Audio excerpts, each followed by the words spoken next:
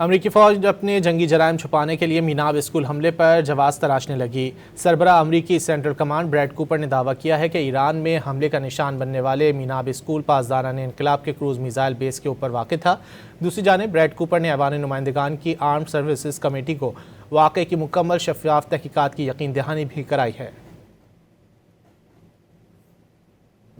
At this moment, acknowledge that mistake was made and that we were responsible for it. It's something we didn't want to do and don't want to repeat. Congressman, to reiterate, the United States does not deliberately target Got that part. Period. Full stop. And nor are the Iranian people our enemy. The IRGC is the adversary in this case. I heard that in your opening statement, Admiral. I asked you a very specific question, and I'm curious what the answer is. So the investigation is ongoing. As soon as it is complete, I'm happy to be as transparent as possible. We will not take responsibility for something we very obviously did. So it's a complex investigation. The school itself is located on an active IRGC cruise missile base. Absolutely. It's more complex than the average strike. As soon as we're complete, I'm fully committed to transparency.